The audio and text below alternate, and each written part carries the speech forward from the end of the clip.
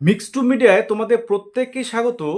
তোমরা যে বিষয়গুলো নিয়ে এখন অনেক চিন্তায় আছো, যে জয়েন্ট এন্ট্রান্স বোর্ডের যে অন্যান্য এক্সামগুলো যেগুলো এখনও ফর্ম ফিল আপ পর্যন্ত শুরু হয়নি, তো সেগুলোর ফর্ম ফিল আপ কবে হবে এবং তাদের এক্সাম আদৌ হবে কি না, এই বিষয়টা নিয়ে কিন্তু প্রত্যেকটা ক্যান্ডিডেট যারা এক্সামগুলো দেবে তারা কিন্তু একটু চিন্তায় রয়েছে। সেটা আমরাও প্রত্যেকে জানি। তো সেই বিষয়ে গতকালকে তোমাদের একটু বলেছিলাম কমিউনিটি পোস্টে যে আমি একটু খোঁজখবর নিয়ে দেখছি যে কি আপডেট উঠে আসে। তো আজকে কিছু একটা আপডেট আমি পেলাম, সেটাই তোমাদের সামনে আমি শেয়ার করছি এই ভিডিওর মাধ্যমে। তো ফার্স্ট টাইম যারা চ্যানেলটা ভিজিট করছো অবশ্যই সাবস্ক্রাইব করবে, আর অবশ্যই অবশ্যই ভিডিওটা একটু প্রচুর পরিমাণে শেয়ার করবে। দেখো, প্রথম কথা, আমি আজকে জয়েন্ট এন্ট্রান্স বোর্ডে কল করেছিলাম মানে অফিসে। তো সেখান থেকে যিনি ফোন কলটা ধরেছিলেন একজন ম্যাডাম, তিনি ওনার সাথে আমার মোটামুটি 2 থেকে 3 মিনিটের মতো কথা হয়েছে এই সমস্ত এক্সামের বিষয়ে। জেন পাস, এএনএম, জিএনএম, জিলেট, জিক্যাপ, এভরিথিং, যেগুলো ফর্ম ফিল আপ এখনো শুরু হয়নি।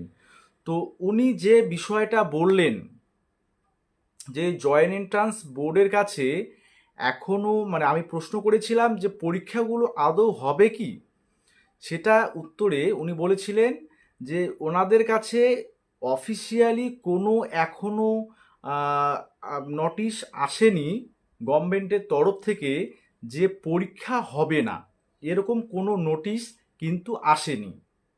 তার মানে কি বোঝা যাচ্ছে, যে পরীক্ষা তোমাদের হতে চলেছে। ঠিক আছে, কারণ ওবিসি কেসের মীমাংসা অলরেডি হয়ে গেছে। কলেজ থেকে শুরু করে জয়েন্টের রেজাল্ট, তো এগুলো তো তোমাদের শুরু হয়ে রেজাল্ট পাবলিশ হচ্ছেই।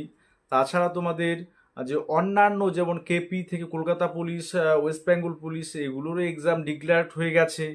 তো যেহেতু রাজ্য সরকার সেই বিষয়গুলো ধাপে ধাপে এগোচ্ছে, তো জয়েন্ট এন্ট্রান্স বোর্ডের উনি যেটা একটু আমাকে বললেন যে ওয়েবসাইটটা আপনারা একটু ফলো রাখুন।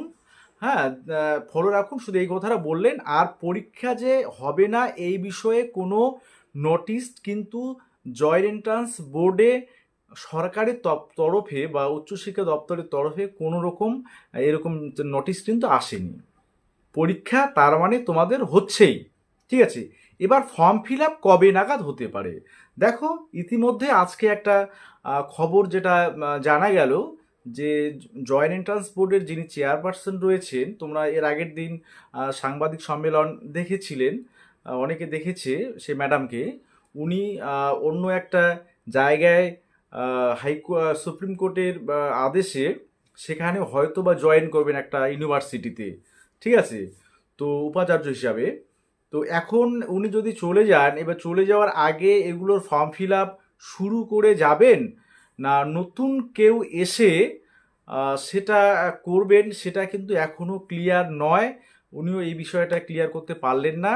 তবে একটা জিনিস উনি কনফার্ম বললেন যে পরীক্ষা হচ্ছে, কারণ পরীক্ষা না হওয়ার কোনো নোটিফিকেশন এখনও আমাদের কাছে পৌঁছয়নি বা আমাদের কাছে এরকম কোনো খবর নেই।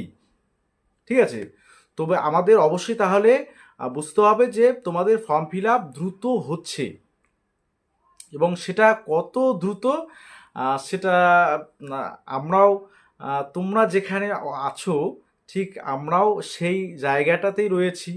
হ্যাঁ, হয়তো বা কখনো কখনো আমরা অফিসগুলোতে ভিজিট করি কিছু খোঁজখবর নেওয়ার জন্য বিভিন্ন সূত্র মারফত।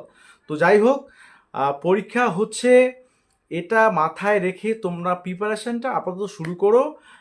যতদূর সম্ভব মনে হচ্ছে ফার্স্ট উইক অর্থাৎ জয়েন্টের রেজাল্ট যেহেতু আছে, এটা নিয়ে হয়তো ওনারা একটু ব্যস্ত থাকতে পারেন।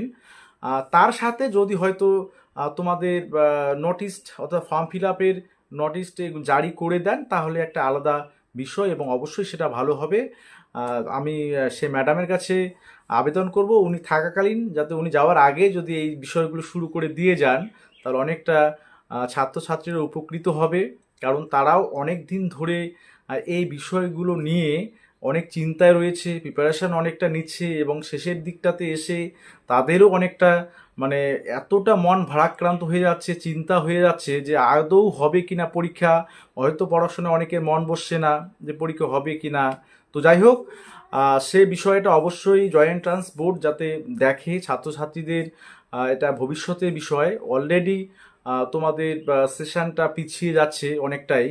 তো সেক্ষেত্রে পুজোর আগেই পরীক্ষা তো নেওয়ার সম্ভাবনা প্রবল রয়েছেই। তোমাদের বলেছিলাম সেপ্টেম্বরের লাস্ট দুটো উইকে, তো সেটাই হয়তো হতে পারে।